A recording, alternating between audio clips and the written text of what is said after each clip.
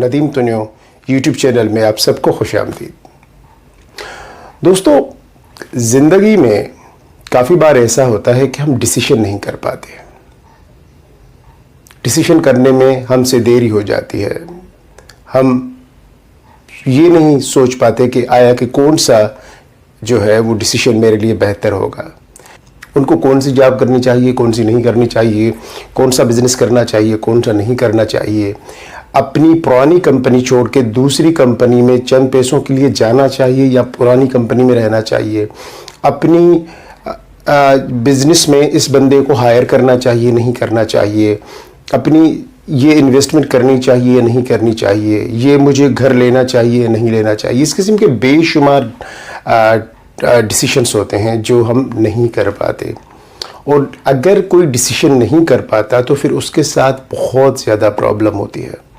आज के सेशन में मैं आपको बताऊंगा कि अगर कभी भी आप ऐसे सिचुएशन में हो जहां पे आपके लिए डिसीजन करना लाजमी हो तो वो कौन सा फार्मूला आप अप्लाई करेंगे ताकि वो आप सही डिसीजन ले सकें।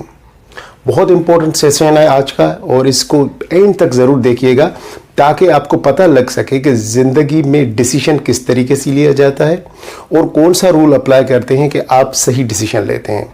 लेकिन उससे पहले मैं आपको एक छोटी सी कहानी सुनाऊंगा। एक बंदा, उसको एक बादशाह सलामत ने सज़ा सुनाई, लेकिन सज़ा बड़ी अजीब थी। सज़ा ये थी कि उस बंदे को ऑप्शन दिया गया कि तुम ये बताओ कि तुम 100 प्याज खाओगे या 100 कोड़े खाओगे। चॉइस उसकी थी, डिसीजन बंदे का था। अब उसने डिसीजन लेना था कि मैंने 100 प्याज खानी है या 100 कोड़े खाने हैं।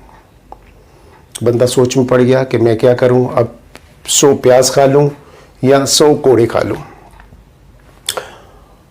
तो लोगों में से आवाज़ आई कि भाई कोड़ों में तो बहुत दर्द होगा, बहुत अभी से दर्द होना शुरू हो जाएगा, इसलिए प्याज का ऑप्शन सूटेबल लगता है। तो इसने जब लोगों की रूमर्स सुने, लोगों से वो बातें सुनी, इसके कानों तक पहुंची कि प्याज का डिसीजन काफ़ी बेहतर होगा, तो इसने फ़ौरन कह दिया कि मैं प्याज खाऊंगा। ठीक है, बादशाह ने कहा कि चलो भाई इसको 100 प्याज खिला दो। अब जनाब प्याज आ गई, उसके सामने रख दी गई और उसे कहा गया कि अब शुरू करो। प्याज खाने लगा। 1 2 3 4, आंखों में से आंसू आने लगे और कोड़े कोड़े कोड़े। अच्छा चले जी, बादशाह ने कहा भाई कोड़े लगाओ। फिर 1 2 3 जम के उससे सिपाहियों ने कोड़े मारे। प्याज प्याज प्याज प्याज प्याज प्याज। फिर प्याज आ गई, फिर प्याज खाने लगा। 1 2 3 4 5 10 15 प्याज कर कोड़े कोड़े कोड़े कोड़े कोड़े। फिर कोड़े खाने लगा। प्याज प्याज प्याज प्याज प्याज। फिर प्याज खाने लगा। फिर कोड़े कोड़े कोड़े कोड़े कोड़े कोड़े कोड़े कोड़े। फिर कोड़े खाने लगा। प्याज प्याज प्याज प्याज प्याज। यानी कि ना कोई एक डिसीजन नहीं ले पाया। तो एंड क्या निकली, उसको 100 प्याज भी खाने पड़े और उसको 100 कोड़े भी खाने पड़े। जब भी जिंदगी में आप सही डिसीजन नहीं लेते तो आपके साथ भी ऐसा ही होता है। डिसीजन जो भी लेना है, चाहे वो आप ले रहे हो जो डिसीजन, चाहे वो गलत हो, मेक देम राइट। आप उस डिसीजन को सही करो जो आपने लिया है, बजाय इसके कि आप डिसीजन ही नहीं ले पाओ, कभी इस तरफ कभी इस तरफ। हाँ हाँ हाँ हाँ, नहीं नहीं नहीं नहीं, प्याज प्याज प्याज, नहीं कोड़े कोड़े कोड़े कोड़े। तो फिर नतीजा यही होता है कि प्याज भी खानी पड़ती है और कोड़े भी खाने पड़ते हैं। जो मैं फार्मूला आपके साथ शेयर कर रहा हूँ, इस फार्मूले को ज़िंदगी में कहीं भी आप कंफ्यूज हो जाएं कि मुझे क्या करना चाहिए, उस वक्त अप्लाई करें। और ये मैं ये नहीं कहता कि ये मेरा फार्मूला है, ये मैंने बनाया, नहीं नहीं। बड़ी स्टडी के बाद दुनिया का एक ऐसा फार्मूला है जिस पे दुनिया में हर जगह बताया गया है कि अगर आप कहीं डिसीजन लेने में प्रॉब्लम हो तो आप ये फार्मूला अप्लाई करें। वो फार्मूला है चाइल्ड फार्मूला। अब आप सोचते होंगे कि जब इतने बड़े डिसीजन लिए जा रहे हों ज़िंदगी के, तो वहाँ पे चाइल्ड फार्मूला कैसे अप्लाई किया जा सकता है?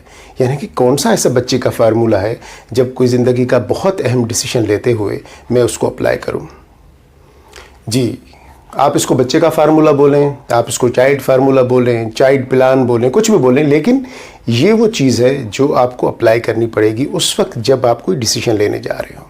चाइल्ड फार्मूला ये है, ज़रा गौर से सुनिएगा और तवज्जो से सुनिएगा और याद रखिएगा। चाइल्ड फार्मूला ये है कि जब भी कभी आपको कोई डिसीजन करना हो कि मुझे आया कि ये नौकरी करनी चाहिए या ये नौकरी करनी चाहिए, तो उस वक्त आपने चाइल्ड फार्मूला अप्लाई ऐसे करना है कि आप ये सोचें कि आपकी औलाद आपके पास आई है और आपसे पूछ रही है कि बाबा मुझे इन दोनों जॉब्स में से कौन सी जॉब करनी चाहिए।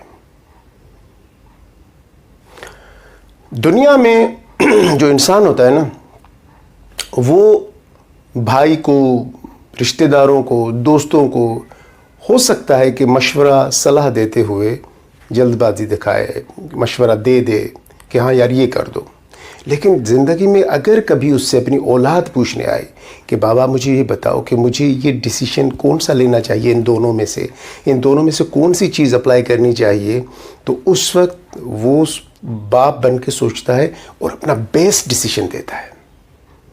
वो सोचता है ये मेरी औलाद की फ्यूचर का मामला है तो मैं इसको बेस्ट डिसीजन बताऊं।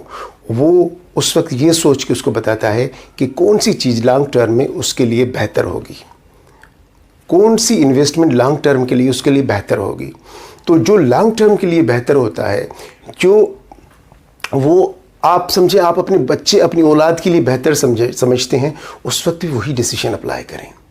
ये आजमूदा फार्मूला है दुनिया का और इस पे लोगों ने बड़े अच्छे अच्छे डिसीजन ले लिए हैं, क्योंकि अक्सर इंसान खुद का डिसीजन नहीं ले पाता, दूसरों को मशवरा दे सकता है, दूसरों को राय दे सकता है, लेकिन जब खुद पे आती है ना, फिर वो दिमाग उस तरीके से काम नहीं करता।